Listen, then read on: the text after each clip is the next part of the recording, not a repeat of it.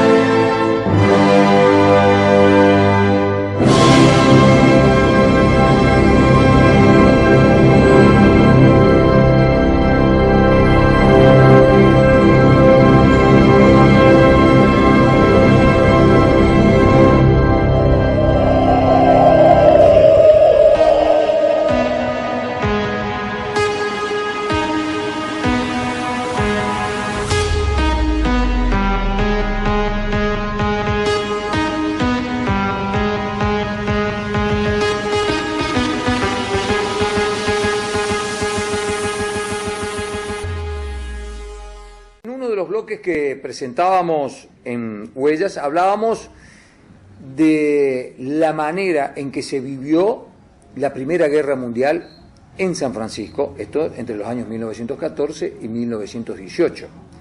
Contemporáneamente a esto que les contábamos sobre la manera en que se vivía la Primera Guerra Mundial en San Francisco, también había en San Francisco una vida social, una vida económica, una vida política que corría en paralelo al interés que en su momento tuvieron muchos jóvenes que vivían en San Francisco por ir a la guerra en Italia.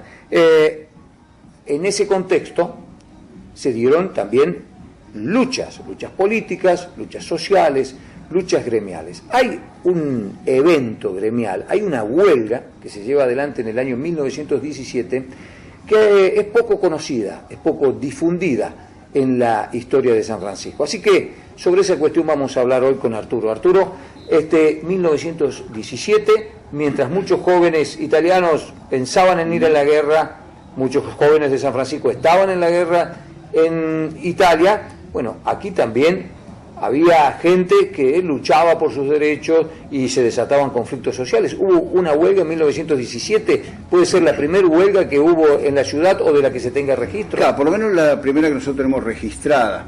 Es una huelga que ocurrió en el mes de septiembre de 1917, donde se plantea el conflicto inicialmente en el ferrocarril. A partir de esa huelga del año 17 hasta el año 18 también hubo una sucesión de conflictos en los que los obreros no la llevaron bien, no la pasaron bien. Los conflictos no tenían un origen local, sino que eran nacionales. El problema de las empresas ferroviarias, por ejemplo, si bien eran distintas compañías, acá teníamos dos compañías inglesas, una compañía francesa, se transmitía esos reclamos que se hacían a nivel nacional a través de delegados a las estaciones locales. ¿En qué consecuencia tenía esto? El tema era que al no haber trenes, no llegaban pasajeros, no llegaban cargas, no llegaba correspondencia. Tenemos que pensar que el tren era un medio de comunicación casi excluyente. Sí. No Sí, había otro. Entre ciudades, sí. Entre ciudades y en distancias largas y para el transporte. Absolutamente. Los caminos eran todos de tierra, eran con carruajes, estaba el automóvil, el colectivo no existía, obviamente. Y la pavimentación de la ruta 19 fue del año 1936. Sí.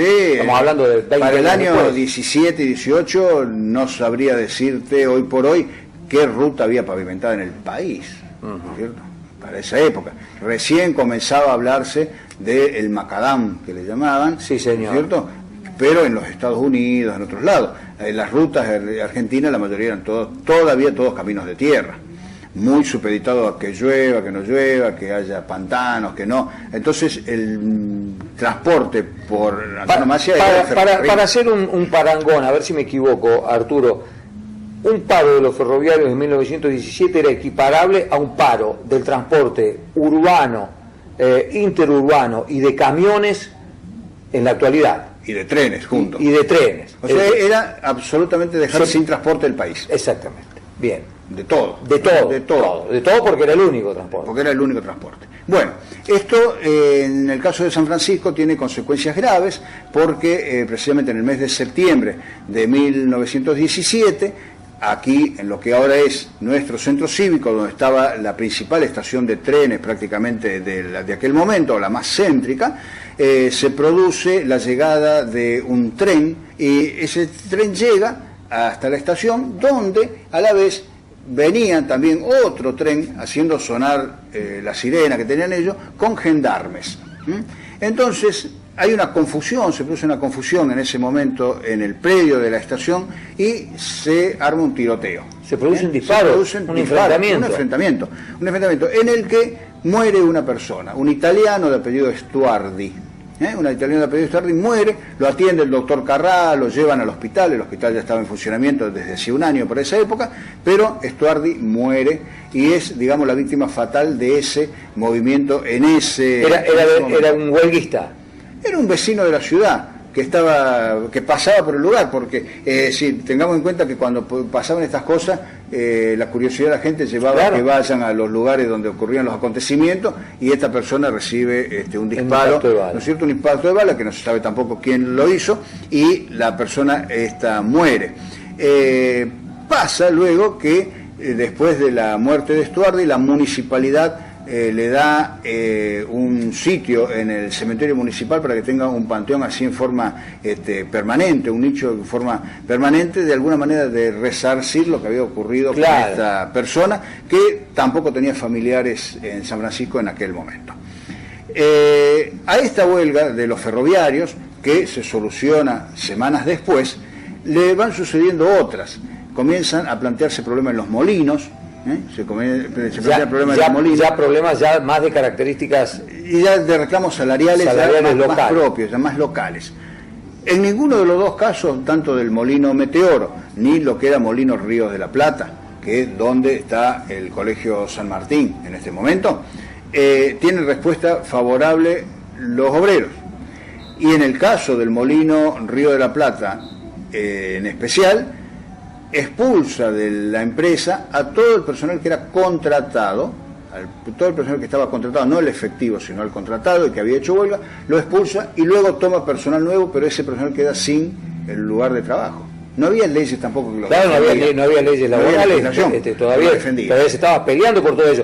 Los que impulsaban las huelgas en aquel momento eran fundamentalmente, tenían un sesgo muy ideológico porque pertenecían a partidos políticos, movimientos políticos. Claro, el que los acompañaba era el Partido Socialista. El socialismo. Pensemos, 1917 recién se producía, todavía no se había producido en septiembre porque estamos hablando de octubre. En octubre se producía la revolución bolchevique. En Rusia, exactamente. En Rusia, exactamente. Y ahí comienza la expansión después del comunismo. Bien. Que en San Francisco tuvo una repercusión muy pobre siempre, ¿no es cierto? El comunismo, digamos, siempre estuvo todavía un poco detrás de lo que era el socialismo, o sea, no caló fuerte el comunismo en San Francisco, si bien hubo comunistas y hubo candidatos a consejeros. Pero esta huelga de 1917 era impulsada por el socialismo. El socialismo, y acá en San Francisco estaba lo que era el centro socialista, se llamaba. No era el Partido Socialista, sino el centro socialista. Y de ahí surgían también candidatos a concejales, en fin.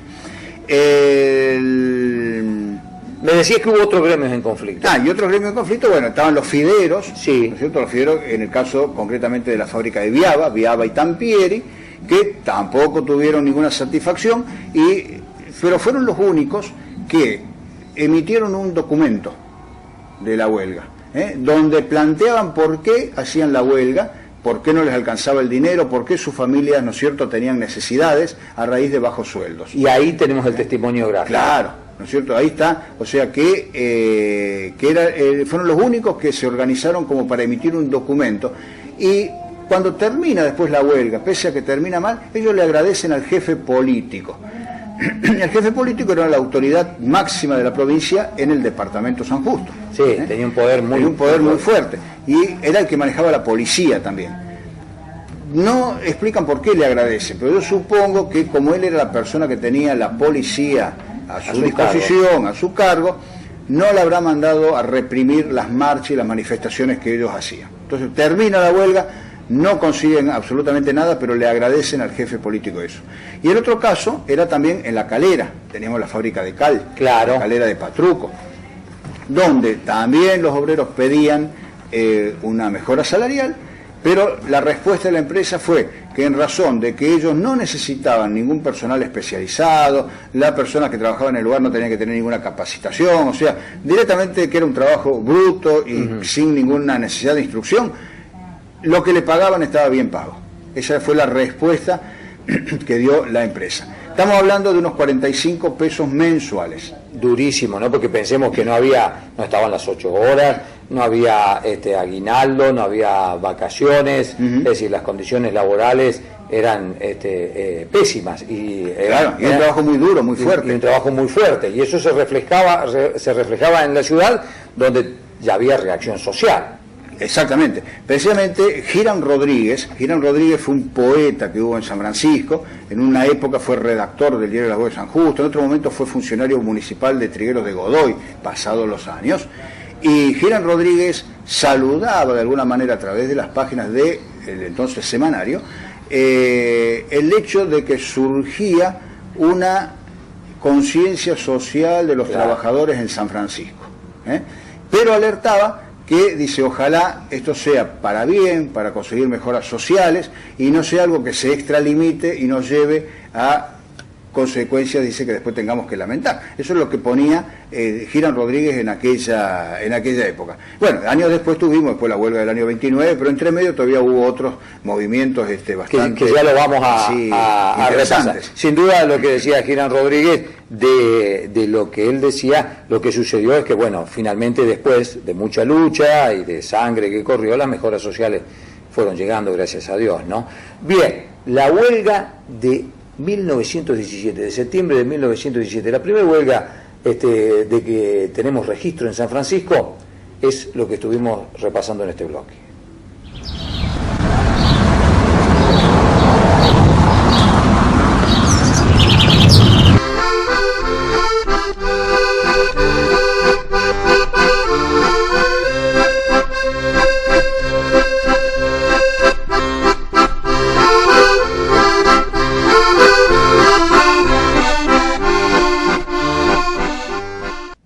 En este nuevo bloque de Huellas vamos a repasar la historia de un espacio urbano emblemático de la ciudad de San Francisco, del norte de la ciudad de San Francisco. Nos referimos al Parque Cincuentenario y a todo ese sector de urbanización sanfrancisqueña. Para eso te voy a preguntar, Arturo, ¿en qué momento de la historia de San Francisco se urbaniza ese sector? Porque nosotros venimos contándole a la gente que el núcleo de urbanización de San Francisco, del San Francisco actual, es aquí, el centro cívico, ¿no es cierto?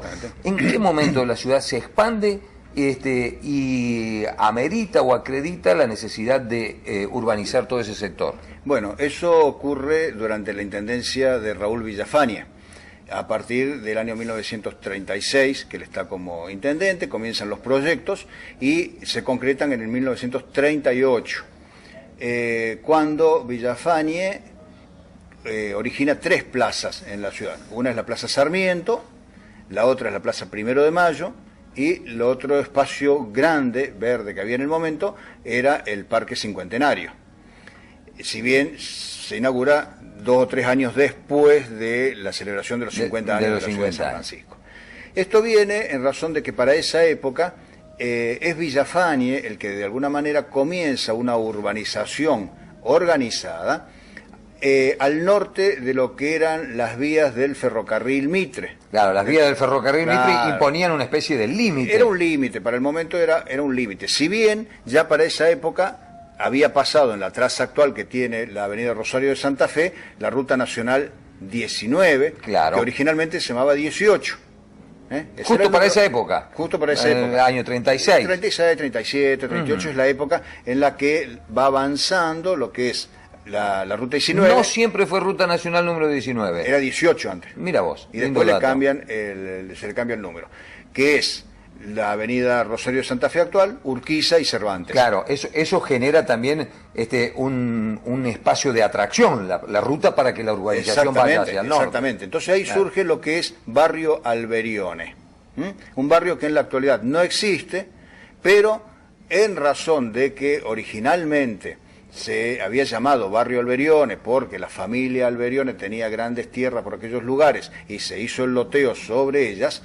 Es más, en esa época también es cuando el intendente Villafañe saca de lo que es actualmente la Plaza Vélez Arfiel a los clubes Tiro y Gimnasia y Sportivo Belgrano y los ubica donde están actualmente, claro, a la vera precisamente de la Ruta 19. Claro. O sea, es el intendente que de alguna manera expande la ciudad hacia el norte.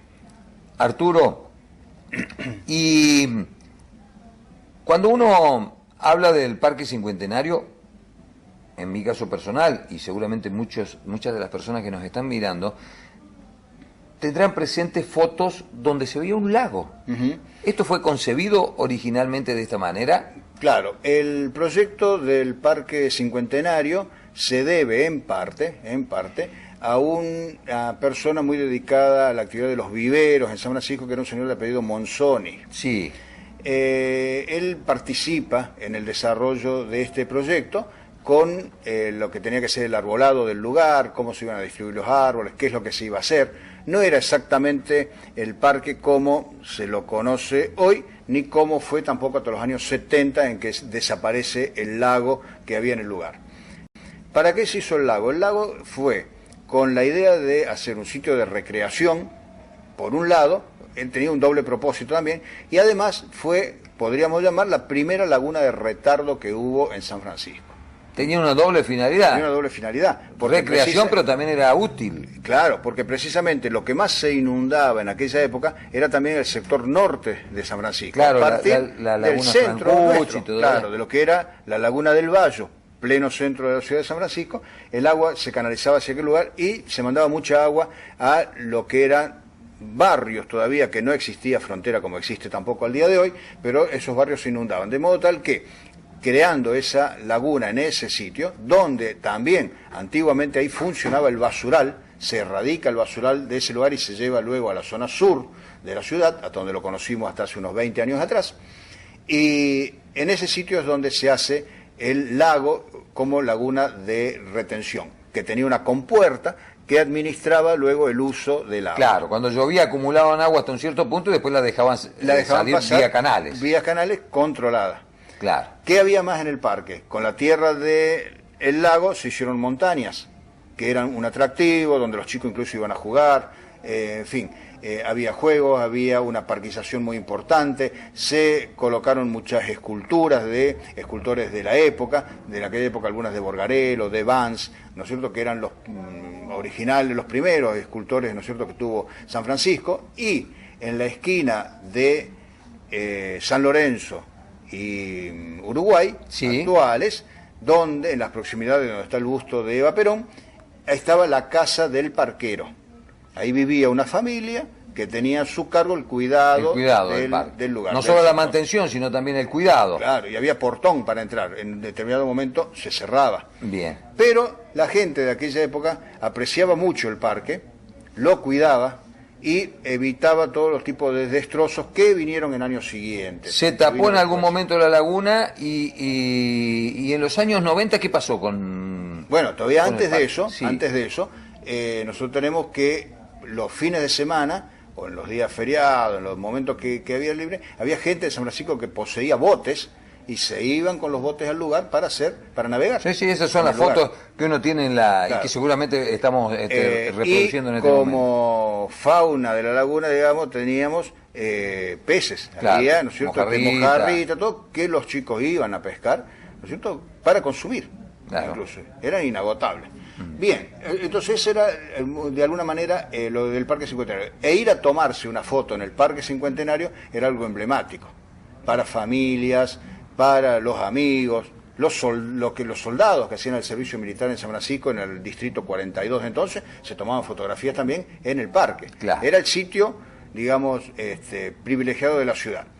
Luego, en los años 70 se resuelve cubrirlo al lago y se anuncia un proyecto, había como un proyecto de hacer en el lugar un polideportivo, que no se concretó nunca, y ahí se pierde el lago para San Francisco, pierde la función de regulador del agua, de alguna manera, que iba hacia el norte de la ciudad, y bueno, en años recientes se retoma esa idea de la laguna de Retardo y comenzó a desarrollarse una, ¿no es cierto?, que es lo que estamos viendo en la actualidad, que es mucho más grande de lo que era el lago original, pero que al día de hoy todavía o sea, ni conserva el agua, ni, o sea, no se sabe bien la función que va a cumplir, Y ¿no? es algo que está absolutamente en obras. Está en obra ya desde ¿no? bastante años. Y que amerita, bueno, quejas de los vecinos para que, bueno, la obra se termine, Exactamente, ¿no? Recientemente hubo incluso hasta un movimiento de vecinos, hace pocas semanas, donde reclamaron de alguna manera que se le dé una definición a la estructura del parque, que es muy importante que se le dé, porque sería un sitio de convocatoria muy bueno. Y de paso, sería un sitio tal vez de integración importante de la gente de Barrio Parque, ¿no es cierto?, que tendría un sitio que sería un orgullo de espacio verde en la ciudad, ¿no? Porque al margen de la Plaza Vélez Sarsfield y de lo que es el centro cívico, que es otra cosa, sería el espacio verde más grande que tenemos urbanizado en San Francisco. Y si eso se lograse, después habría que cuidarlo, porque uno de los problemas que hubo también durante mucho tiempo es la permanente agresión de todo lo que se ponía Exactamente, ahí, y eso es costoso. Yo recuerdo hace 20 y pico de años atrás, durante la intendencia de Jorge Bucco, en 2 o 3 oportunidades, cuando estaba el ingeniero Coagli a cargo de obras públicas, se encararon trabajos, obras de refacciones que duraban horas, porque se ponían de día y se rompían a la noche. O sea, yo creo que tanto no solamente en el parque, sino en otros sitios de la ciudad, yo creo que es necesaria la creación de una conciencia en cuanto a la conservación de esos bienes, porque no son municipales, son de la ciudad. Y algunos hacen a veces esos daños pensando que se agrede a la municipalidad, y no es así, se agrede a la ciudad misma, ¿no? Arturo, esta es la historia breve, televisiva, por cierto, de el Parque Cincuentenario de la ciudad de San Francisco.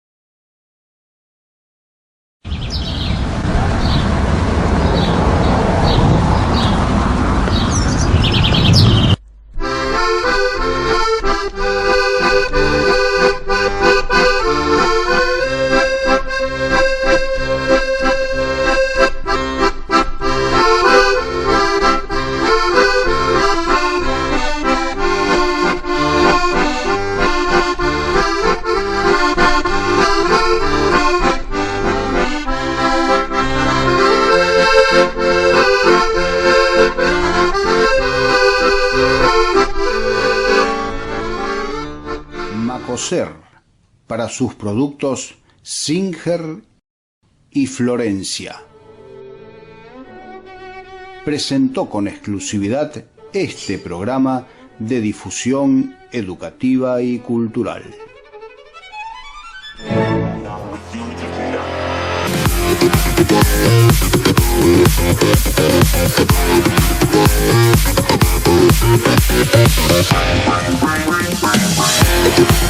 Bye.